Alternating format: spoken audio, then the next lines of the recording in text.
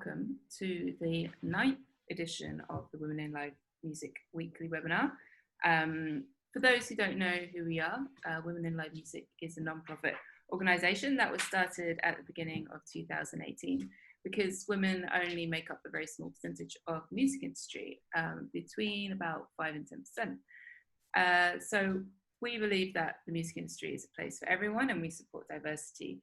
So we started this community to share our knowledge, skills and opportunities and try and equalise the gender balance in the years to come. And we do this via many means. We have an active Facebook group, and then we also put on workshops and webinars just like these. And we are hoping, because this is the last webinar for a while, to open up a kind of weekly chat type video thing on Facebook. What's it called? Facebook Hangouts or something, or Facebook Rooms or something similar like that. So we will keep this interaction going between members. This isn't like it. We're not going silent. There will be something else to take its place. If you have any questions, just please type them in the chat. And now I'm going to introduce Sarah, or Sara even, who is a backline tech currently for Craig David and Westlife, among other artists. And she is going to talk to us today all about her job as a backline technician. So, hi, Hannah. How are you? Yeah, great. Okay. Thanks for joining. Yeah, thank you for having me. I'm really happy. Would you like to tell us a little bit about your story, first of all, to get us started? Yeah. So I did grow up in a small town in Turin, Italy. And I always been surrounded by music since my brother is a guitar player and my mom used to play guitar. My uncle used to play accordion, so it's a big musician family. And all because I wanted to keep up with my brother, I asked my mom to buy for me a bass. And what she did is she brought me in a music store and bought me a bass and an amp. And I started to play, which is really important for me because that what brought me into my actual career. So I started to play guitar then. And I eventually got in a music conservatory in Turin, but it didn't last very long. I was playing double bass.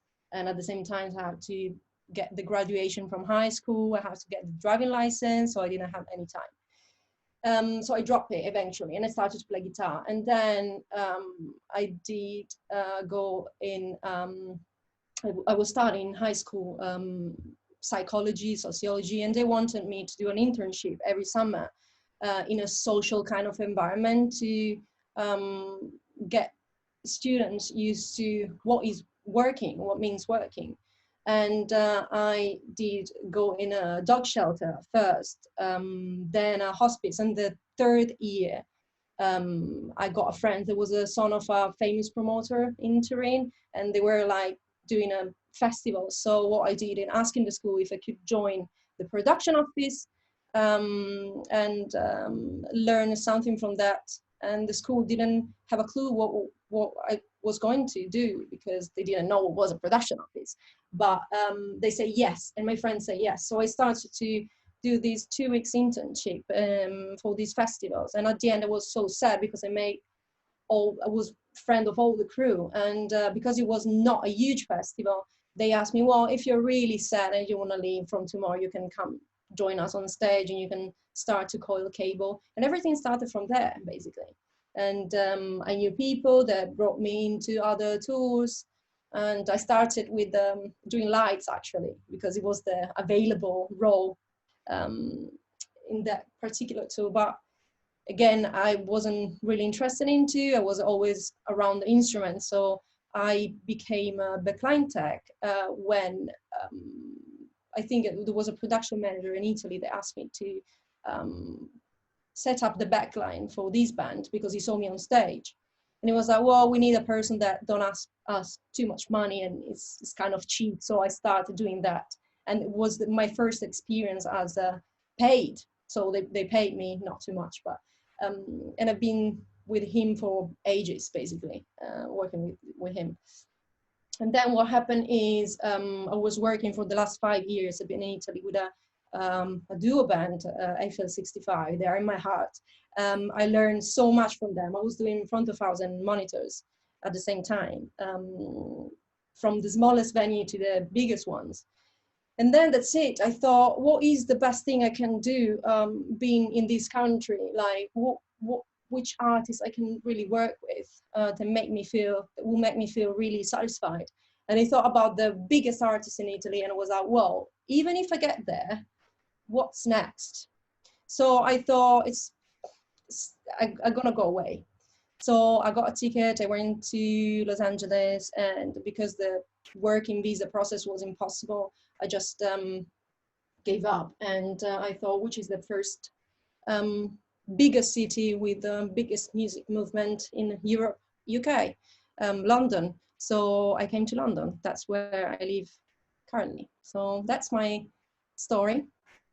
Great. That's interesting, because a lot of backline techs I know come from being in a band, but you didn't come from that background. You came from a kind of I think, well, I was streaming basically. I played in a female band back in days in Turin, but probably I was more interested in technical matters than playing. I mean, I like playing. I started to play guitar because I like to sing, so it was a good company, playing guitar and while singing. And I got even a single on YouTube, but I won't tell you how it did go. Yeah, I wasn't playing in a band. I didn't come from a band. Yeah. Great. So you just mentioned Eiffel 65, and I'm super in awe of that, actually, because that is the first single I bought when I was a kid. Like the first ever record I bought was Blue on Yeah, I think I'm the same. The music set, I remember. Yeah. So what are some bands you worked with when you came to the UK? So what I did is sending my CD to everyone, because I didn't know anyone. I knew a few people, but they just told me where to send my CV. So I sent a CV, and eventually a sound company contacted me, and I got an interview. The funny thing was, like, I really struggled at the beginning because I wasn't speaking English really well. Not that I do now, but better than I was. And I couldn't understand too much what the people were saying. And working surrounded by people that tell you what to do and not understanding them and trying to figure out what they say and smiling and pretending to understand, it's been tough. My first tour I did as a backline tag was Craig David, and I'm really attached to that because it was really challenging, as I was looking after guitar at the beginning, drum, and what else, bass, I think.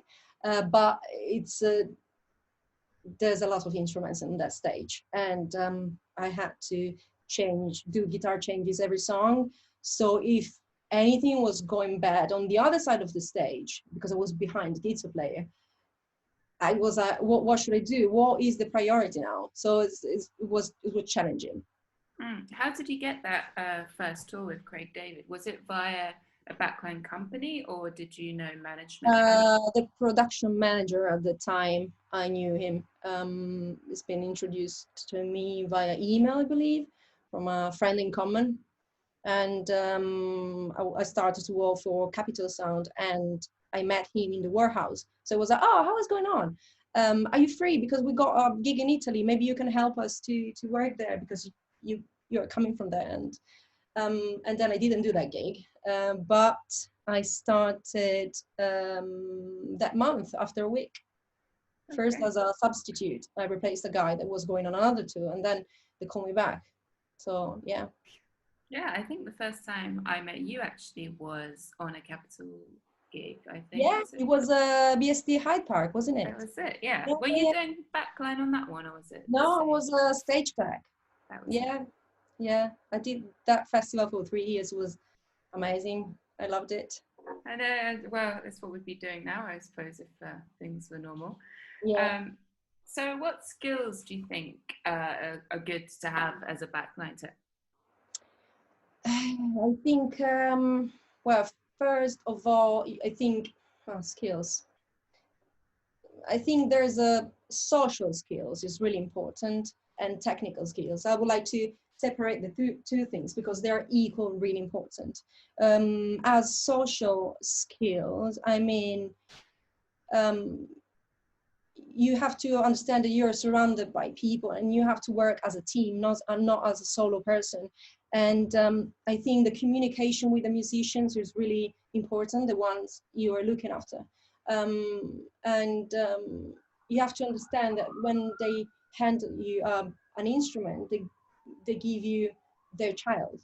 So a guitar is a baby for them. You can't screw up. You can't like, oh, it's just a piece of wood. No, it's really important. It seems stupid to say that because it's quite granted, but it's not actually. Someone is really OCD and someone is really chill, like they don't care too much about the instruments, but you have to first understand who is in front of you and the psychology behind that person. As you know, because you do monitors, so it's really important to have a good relationship as well, to understand the person and understand what they're going through, especially during rehearsals, that there's a lot to learn for them as well, not just for us. So first of all, understanding the situation and understand what needs the person in front of you. If he's an anxious person as well, definitely, I call it skills, maybe it's not a skill, but you have to look super calm because you are the first person they are looking at if something goes wrong on stage.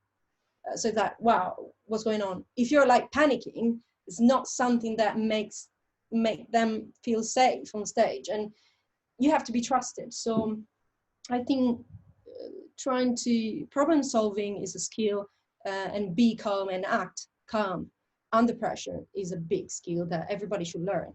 And I'm still learning, and I'm trying to do. But definitely the experience, the more experience you got, the more you are in a comfort zone. So, and at the same time, technical skills is like learning a lot. You never finish to learn. You need to know how to tune a guitar. I don't think, well, I used to play, so I know what wrong, I don't know how to explain. If you have to recognize the sound of something going wrong, and if you're a musician, you know what is going wrong. Like wasted battery in acoustic guitar is buzzing, but you have to recognize that is a buzz, is a specific buzz, not just a string that is touching the fret. And at the same time, act quickly. I mean, there's a lot of skills, but I think technical, everybody can really learn technical skills online nowadays. Like you can go on YouTube. If you're not able to change strings, you can go and type on YouTube how to change the strings on a guitar, how to fix any kind of problem is there. And yeah, related to the relationship with the musician, I think you have to have a good communication. Like if you are not able to do something that they ask you, you have to tell. Don't be scared to say, I don't know how to fix this, because as I said earlier, the baby you're looking after is their baby. So you have to be clear, like, I don't know how to do this. I don't know how to change strings. And they can help you 100% of the time. 100 times is like, they're like helping. They're really helpful. So yeah, I think, yeah, that is my opinion on that. Social skills are really important, and at the same, technical skills as well. So yeah, that's really good advice, especially about, I guess, the emotional intelligence side of it. Like, you have to understand when something goes wrong. You have to be listening all the time to hear if something changes, because no one else apart from you really is going to know what's gone wrong sometimes in that moment. Yeah, because a lot of times you know the gear better than musicians.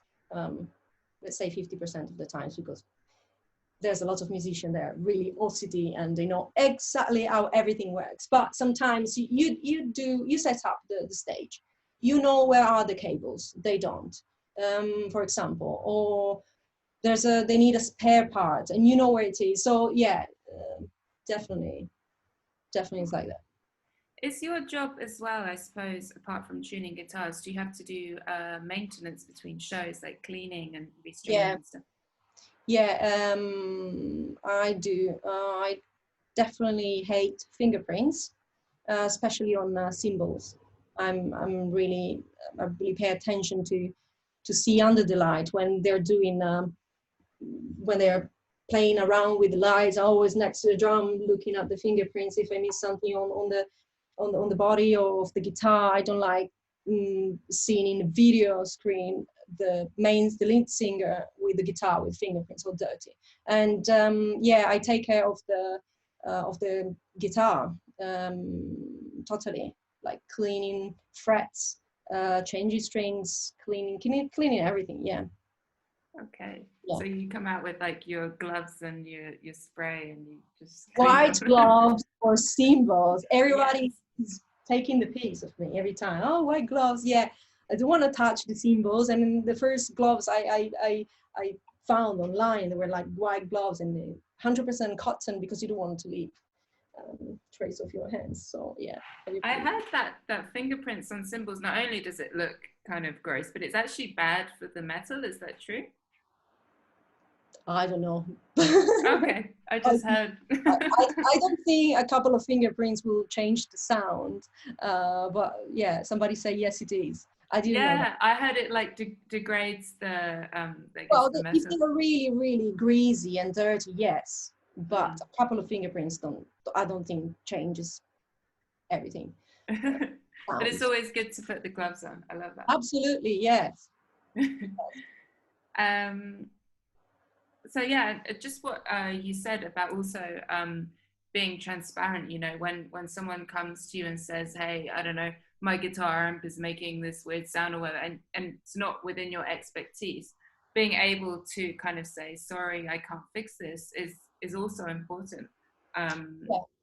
You can try to. I always look at the instrument when it's got a problem, and it happened once. I think it was a weird noise from an acoustic guitar, and I discovered there was a pickup inside this guitar.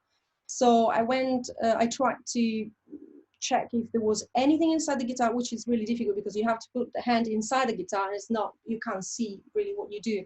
So you have to know exactly what you do. And if you're not expert on that kind of stuff, you need help. So what I did is, I was in Glasgow, I think, rehearsal. So I Googled the first music shop that got a person related to the brand of the guitar.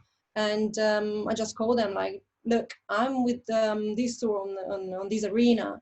Can you help me if I bring the guitar and to fix this problem? Because we got a gig in 2 days. They're like, yeah, come over. So I got the guitar, I got the runner, and he dropped me there and he fixed the problem. Yeah. Okay, that's interesting. I just told him, no, I'm not able to do that. So. Yeah. And actually they changed the pickup because it was broken. So it wasn't something that I could have done by myself. Even. I was going to ask you, I guess, as well, aside from the stuff you're doing on stage and in between shows, do you have to also take care of all that other stuff, like taking stuff to get fixed, maybe ordering drum heads and strings? Is that something that sort of falls under your role as well?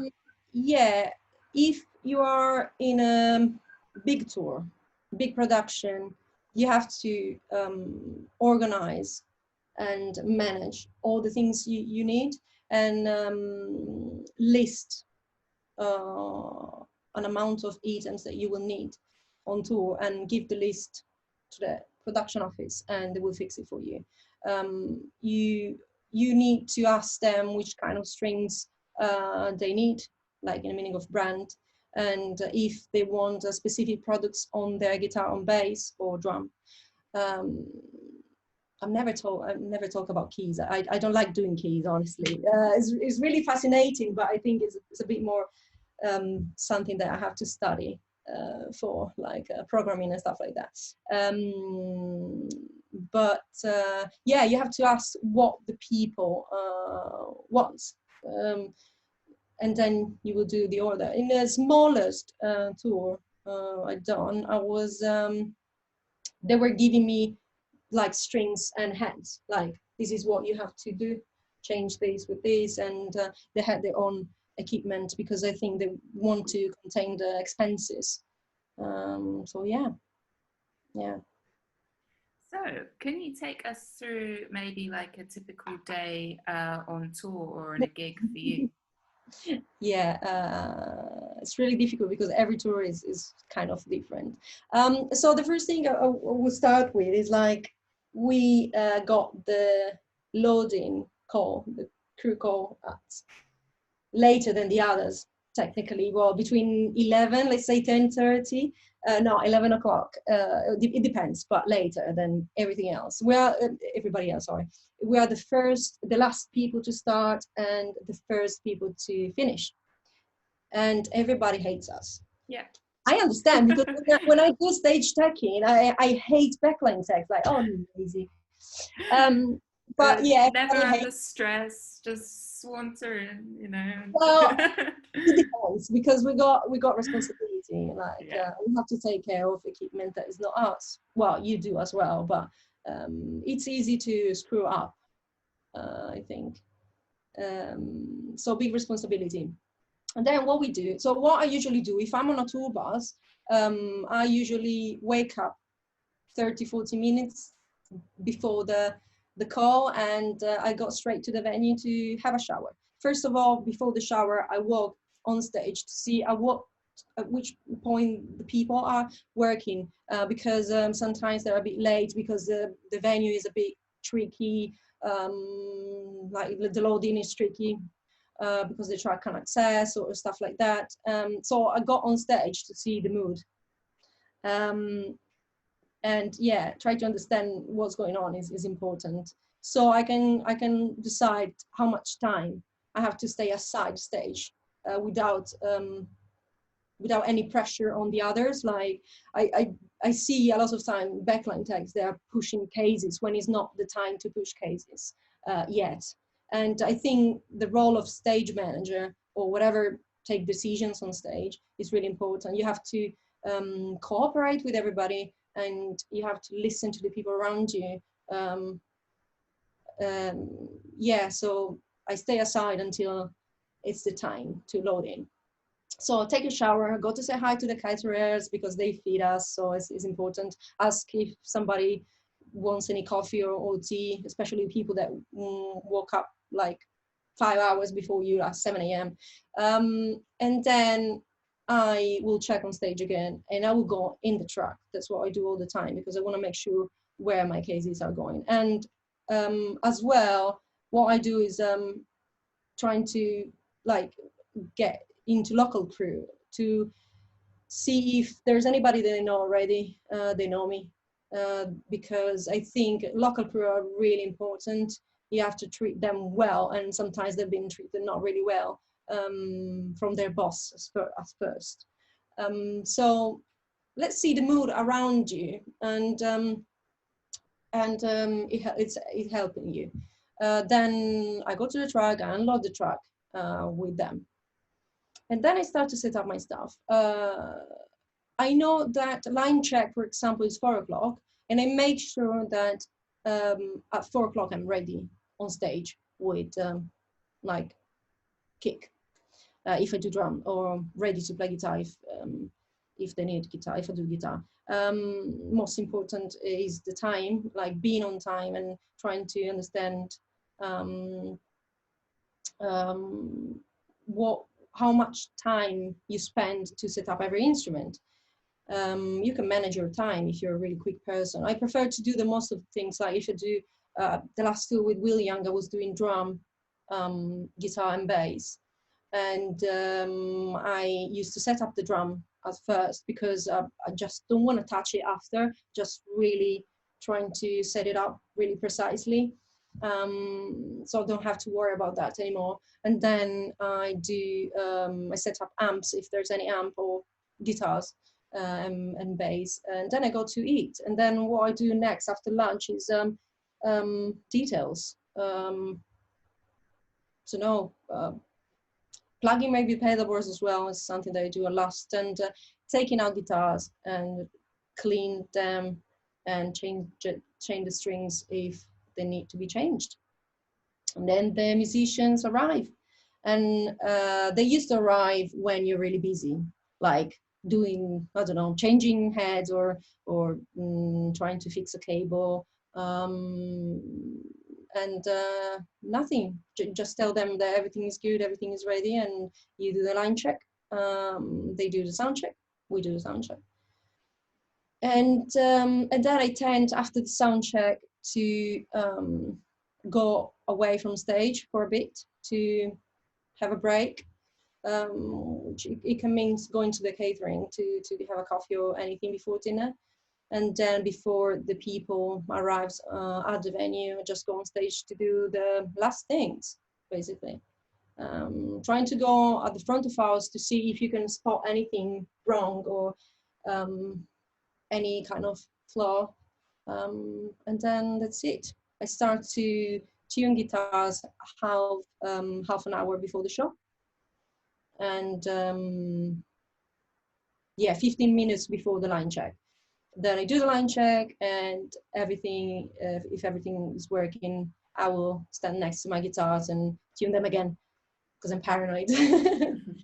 And that's it. During the gig, it really depends which kind of gig you're on. I remember when I was doing Craig David, I got a guitar change every song, and during a song, I think, as well, and different kind of guitars as well. So it was really intense, because you have to get concentration, and one guitar is tuned differently, and one has got a capo on the 3rd fret, and the other one. So everything is written, but you have to be really focused. And that's it. When the gig finishes, you just try to understand if everything is happy. Like a quick look, everything is happy. High five.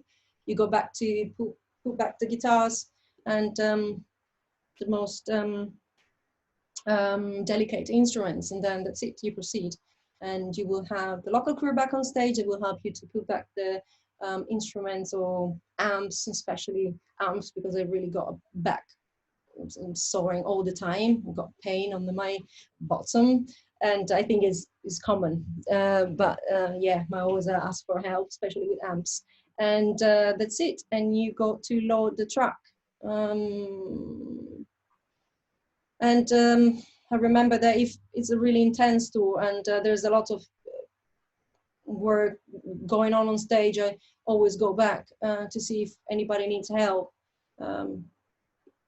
If somebody's in, like I remember the set guy, there was the production manager in one of the tour of last year, was really full of stuff to do. And when I finished my things on the track, I just gone to help him, like trying to not be on the way, because it's not good, but definitely trying to help move stuff around or organizing people. I don't know. It really depends from one tour to the other one. It's really different. That's really great. It's really interesting. What kind of tools do you have?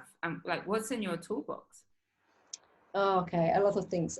So I got case, a work case, which is quite big. So if I'm able to bring that with me, I would prefer, because I got lots of things, and 50% of the things I never used. So it's something that you got it there. It needs, is there.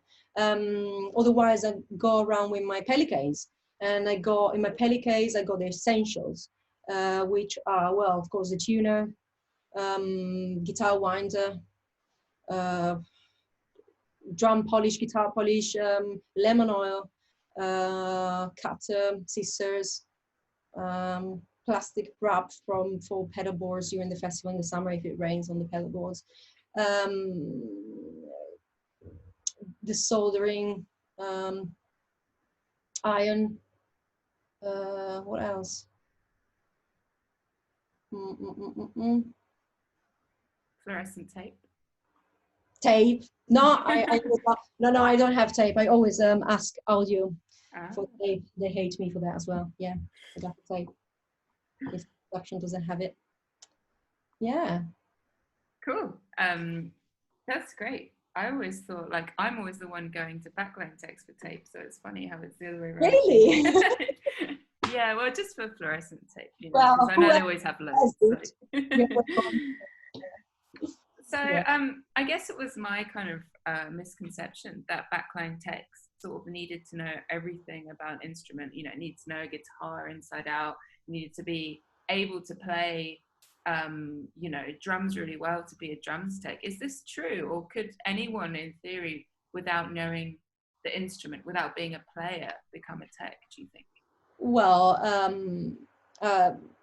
if you're a drum tech and you're a drummer, of course, is way better than a person that doesn't know how to play drum. Of course, you need to know what's going on. If you're a musician, it helps a lot, and it helps as well monitor and front of house engineers, because if they need to do a sound check, they need somebody that plays for real, not just tap around.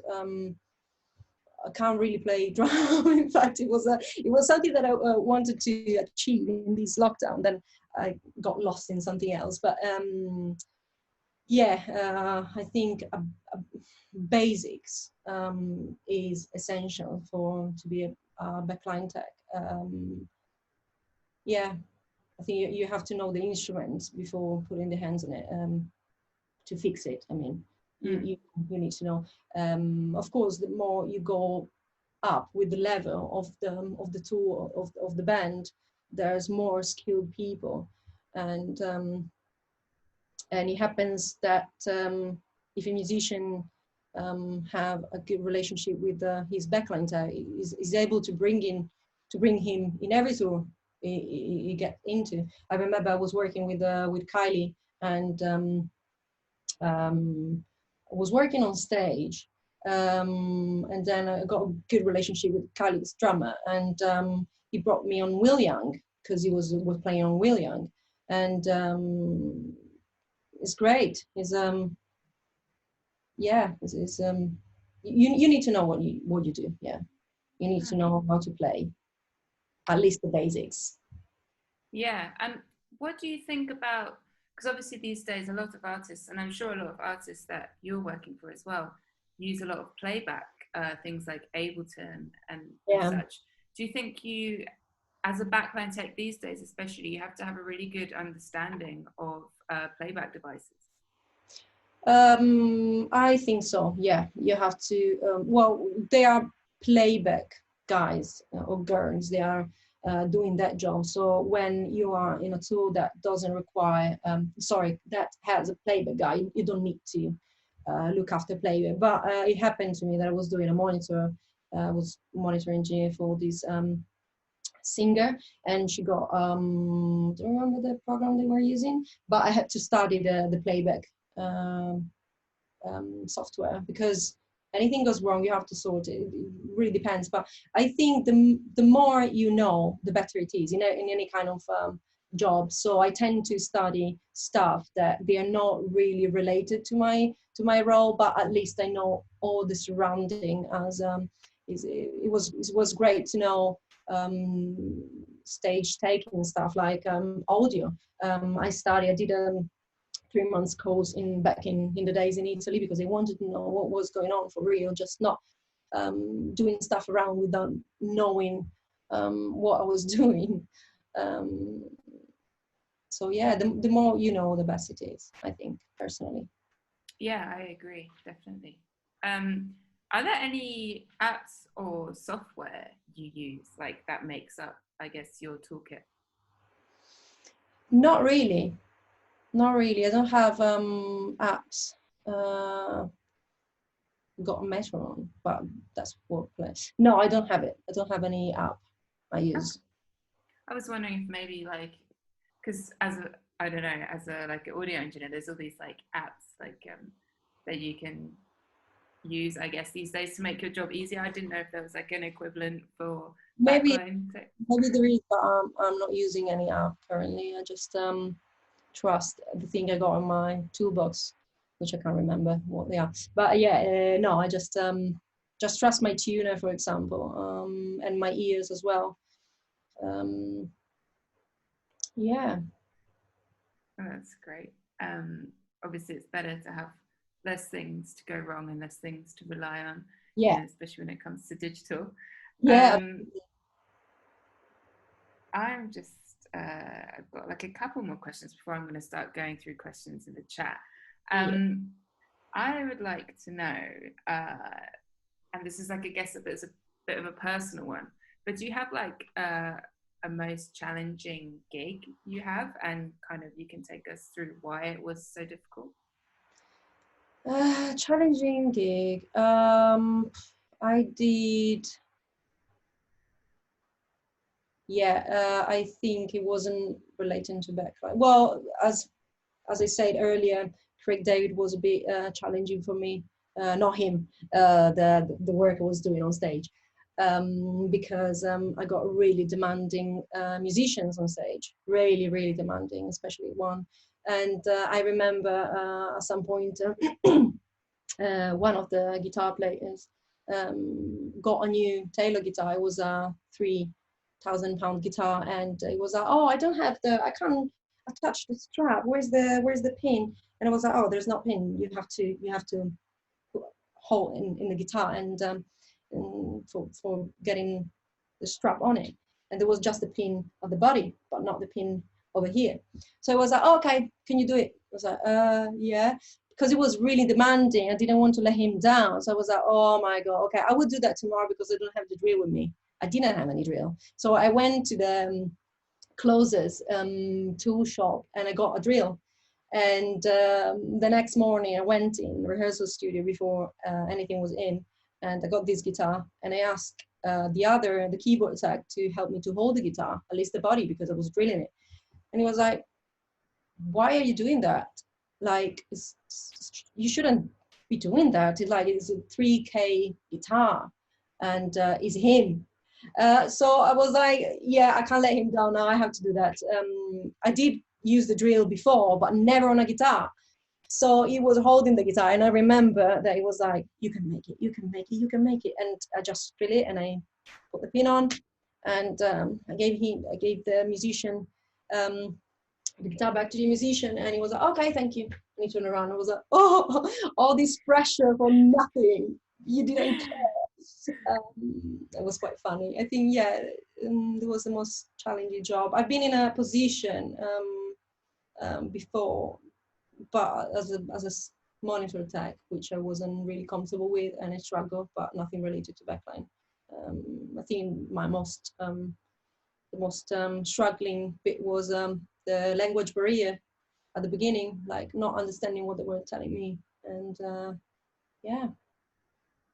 Okay, that was such like I don't know, a story where it could have gone so wrong, I guess. Like if the drill had slipped and then you would have like split the wood or something. I have to do it. I can't let him down. I have to. I want to show him I'm great. Blah blah blah. And I did it. But now going back, and it's like, wow, it could have gone so wrong. Yeah. Wow. I'm gonna just see if we've got some questions. So we've got one here from Kevin who says, hey Sara, have you got any tips for setting up wireless guitars when a guitarist has multiple guitars? Are there any gain / settings to be aware of in a wireless unit so it doesn't change the tone? Wow, that's an interesting question. So I use few times a wireless system. It depends from the tool. Sometimes the wireless systems are on the wireless department. So there's a person that is looking after RF and he's got all the racks together. Or I like to have them where I can see them. So next to my guitar. I usually get them from the audio company, so they are pretty much always set up. He was asking about the volume, wasn't it? Yeah, gain and settings. Yeah, so it really depends from the instruments, from the pickups, because if you have if for example a bass, I have a kind of an issue with the bass last year. the bass player was using the same pack on different basses. One was active and one was passive. Of course, the gain were completely different between the two basses. But there's something that I pointed out to the monitor engineer, and the monitor engineer decided to because they were going through the snapshots. So she decided to go and fix the gain, and they fixed the gain from the front of house and monitor between them. So I didn't have to touch the pack. Yeah, I personally think that the more gain you have, the sound changed at that point. I remember that I was trying to play with the gain because that's what I could do, and the sound of the active bass with more gain was more brilliant. Of course, it was changing the sound, especially in an arena, can change everything. So they decided to leave the pack as it was. I think it was 0. I don't remember what was it, and play with the gain between them two. Okay, so yeah, I guess there's a few different workarounds you can use then. Maybe even 2 channels for, I guess if tone and gain is really separate, you could problem solve it that way. Yeah. I've just got a message here from Laura, who's also a brilliant backline tech. I don't know if you know each other actually. No, actually. She says Strobosoft is one of the Vue apps around for guitar techs, which is a digital version of the Peterson Strobo tuner. Oh yeah. Yeah, I tried Peterson. I think I used to see electronics, and if there is the most it's the most used, I believe, nowadays. But I got a Korg as well in case the musician has the Korg. And I used to have a Peterson when there was a musician that has got Peterson, because all the tuner change slightly. They're slightly different. So the thing you don't want to do is passing a guitar that the musician plays and see on the tuner that is not tuned. So you, first of all, I get on the tuner that the musician is on, even if I prefer TC Electronic. Peterson, I love Peterson, but it's really, it's really, I don't know, it's flicking, and I find it with my eyes not really good to look at, especially in the dark. But it's my personal opinion, in fact. I'm wearing glasses because I got not good eyes. So I think it's it's a good tuner, and I will definitely try it. That's amazing. So you're telling me you could tune a guitar with, say, a Strobo tuner, or I don't know what these brands are, and then you could give it to a musician with a different tuner, and it would be out of tune for that musician. Out of tune, slightly different, yeah. That's insane. Yeah. I remember I got a musician with, before using TC Electronic, which I personally think is really precise, unless it's old, because the most you use, the most is getting out. It's not really precise. In fact, I got 2. And they are like in series, so I can double check both tuner. Yeah, I remember he's got, I had a Korg.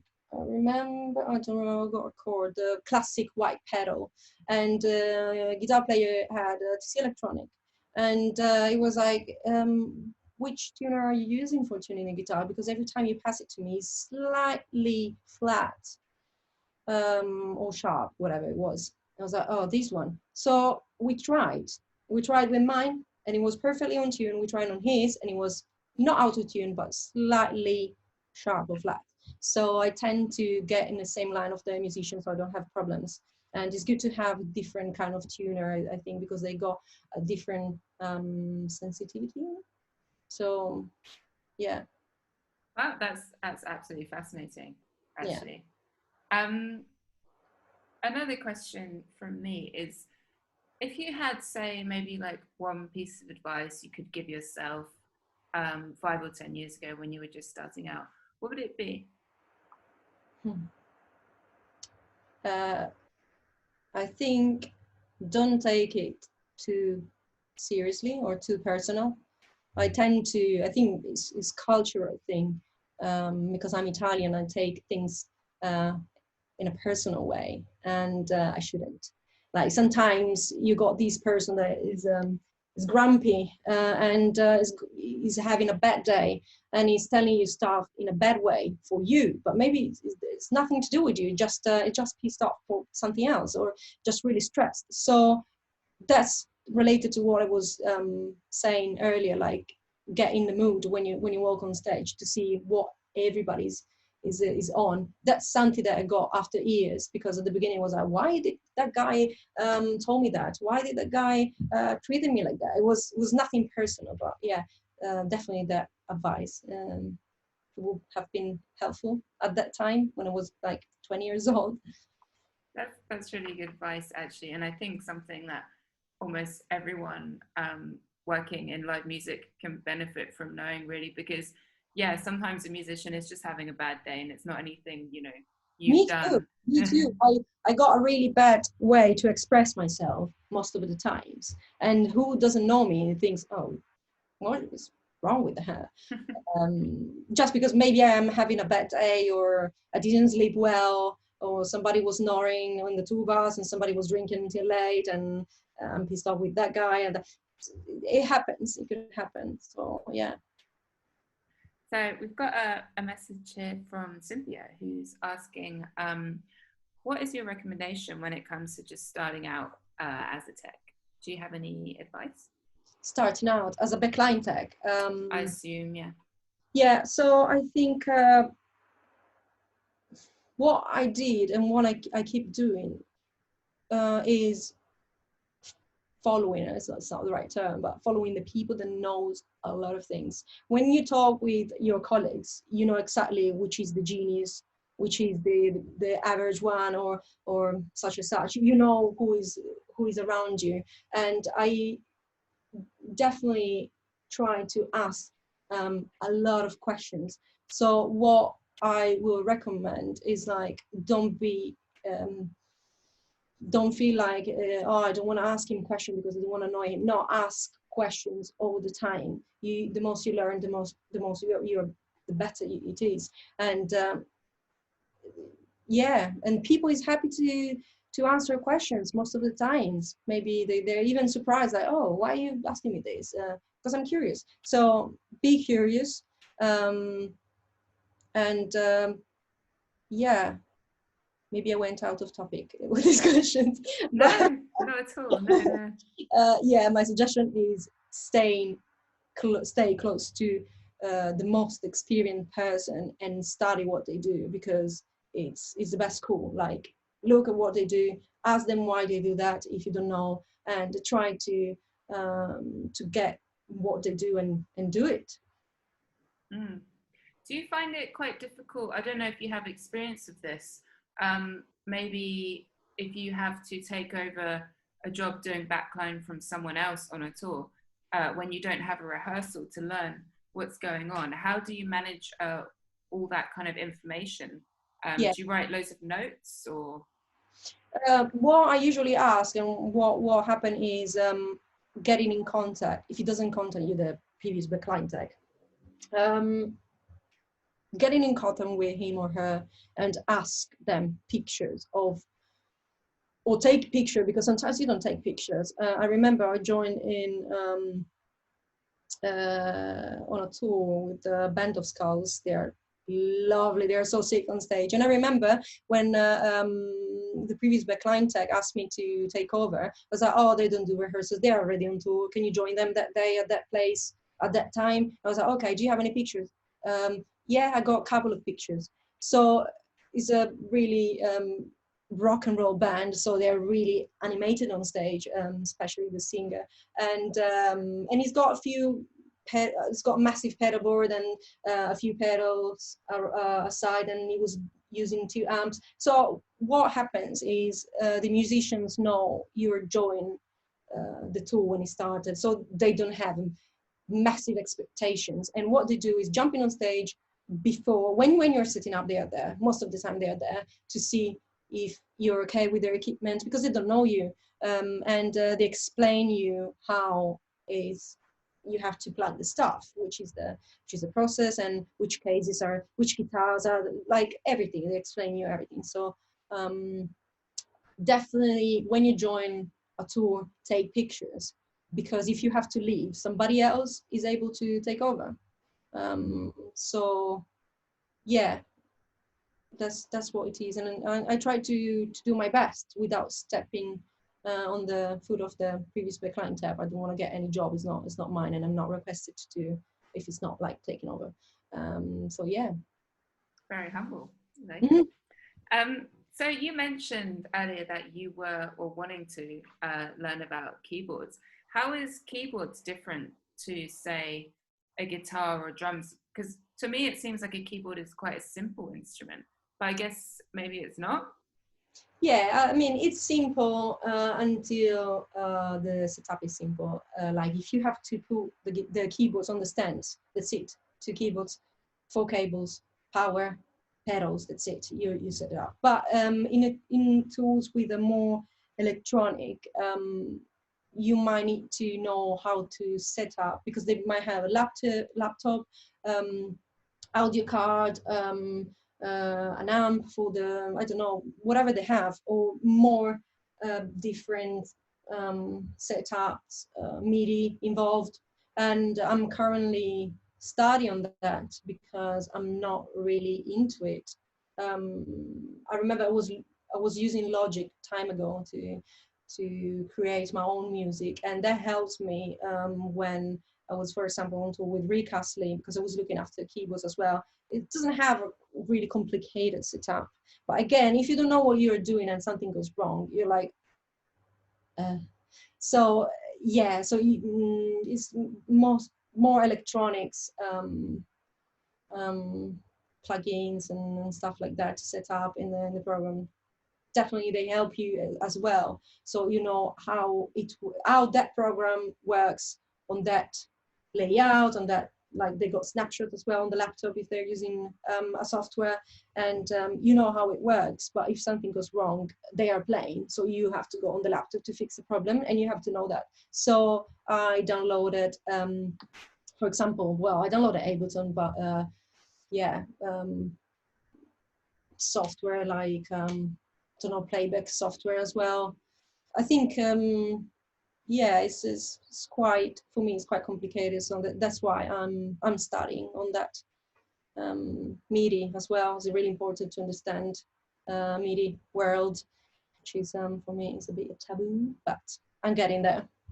You never stop learning, so it's always challenging to learn new stuff to get better on your job.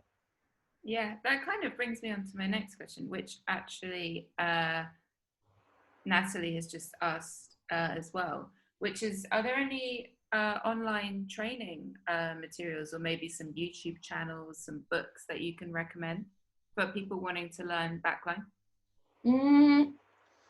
I generally, when I need to know something, I don't stop at the first video on YouTube, because especially on guitars, everybody's got different ways to do stuff, and there's not one way, unless it's fixing stuff like technically, like soldering cables and stuff like that.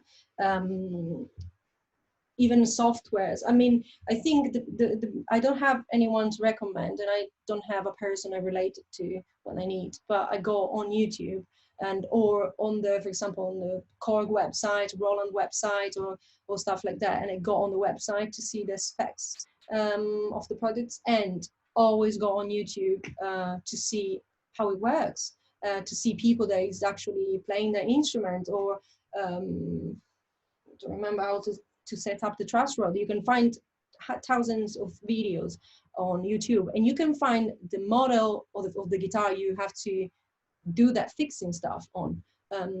So if you need how to, I don't know, it's like there's a huge world of people telling you how to fix a problem on YouTube. The most important thing for me is getting more than one person opinion, and I can make my opinions. So yeah. Okay, no, that's a great answer. If anyone has any more questions, by the way, just put them in the chat, because we're sort of wrapping up now to the end.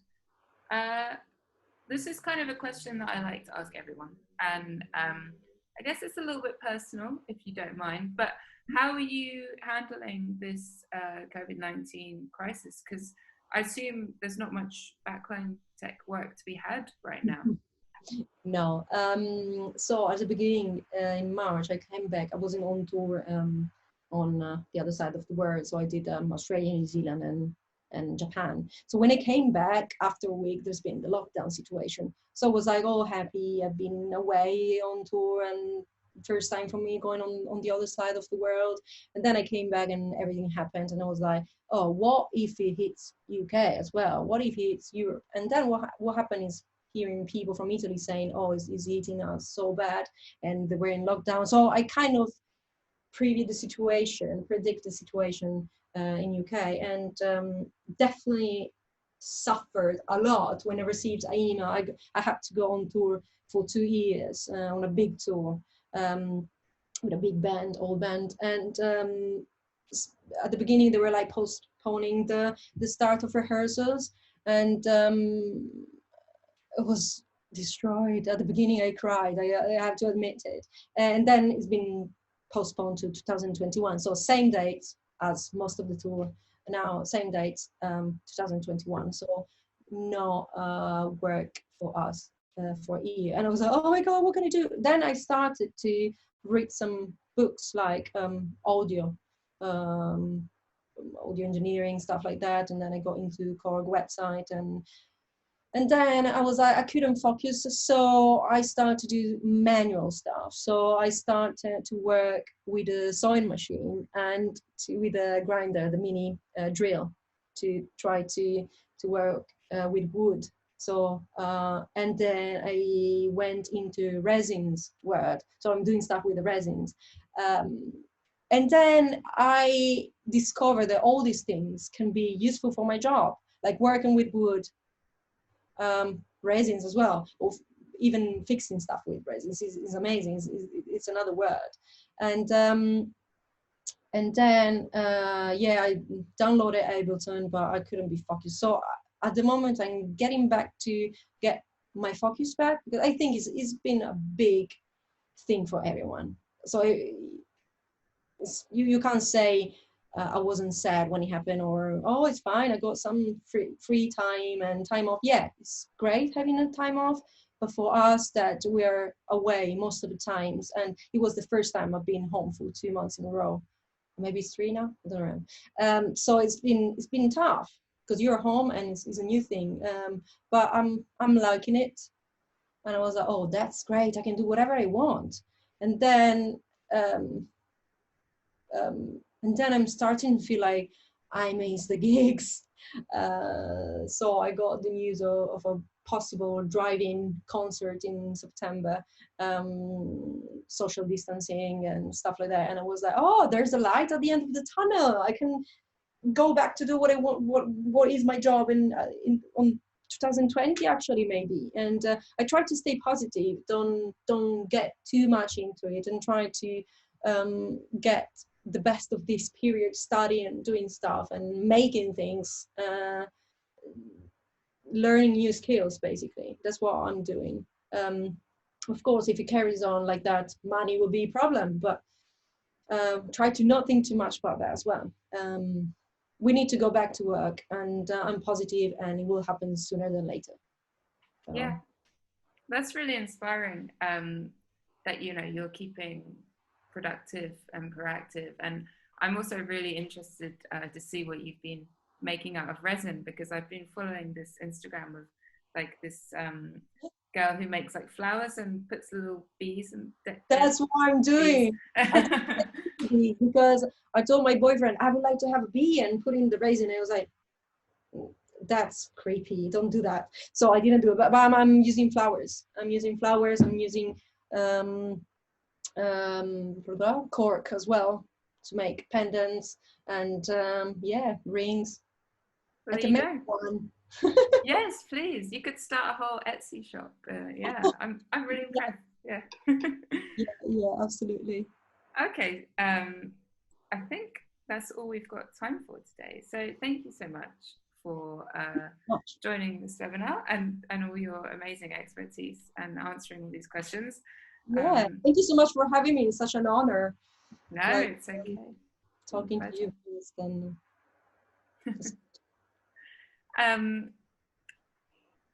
thank you, Elisa. She's just said thanks so much, and thanks to everyone involved. And I agree. And I'm not sure if everyone heard me say at the start of this webinar that this is actually the last one that we're going to be doing for a while. We're hoping at some point to do a webinar about rigging at some point in the future, but we will have to announce that a little bit later down the line. There isn't going to be a webinar next week, sadly, but we are hoping to start up a kind of weekly social thing so our members can interact together in a chat room, and we will be announcing that shortly. So it's not the end, this isn't goodbye, it's just ta-ta for now, I guess. So yeah, thanks again, Sarah, and everyone who joined. And I hope you have a brilliant week.